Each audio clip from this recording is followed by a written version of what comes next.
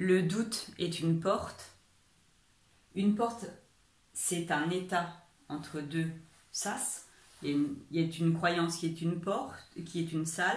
Je suis sur ce sas qui va me permettre d'entrer dans l'autre pièce. Si je ne rentre pas dans la pièce, je ne sais pas, je ne connais pas la pièce. Je ne connais pas sa profondeur, je ne peux pas l'expérimenter. Il y a deux erreurs à ne pas faire avec le doute. C'est de douter tout le temps et c'est de douter jamais. Dans les deux cas, il y aura un côté pervers. Ceux qui doutent tout le temps, ce sont les victimes.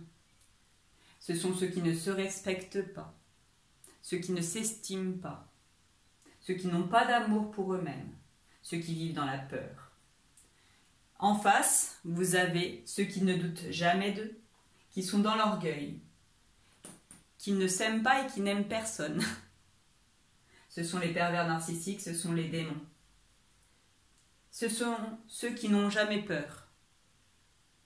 Sans peur, point de courage. Que vous ayez peur tout le temps ou que vous ayez peur jamais, vous n'êtes pas. Et c'est pourtant là où on veut être tous, dans l'amour, dans la lumière, dans la joie et dans la paix. Victime, bourreau pervers, sauveur peut être partout. Le sauveur peut être orgueilleux comme le sauveur peut effectivement être une victime. À chaque instant, nous avons le choix de choisir la lumière.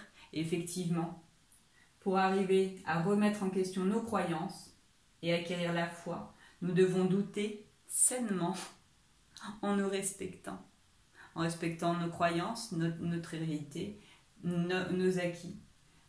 Mais en passant ce sas qui ne doit être qu'un état intermédiaire. Merci.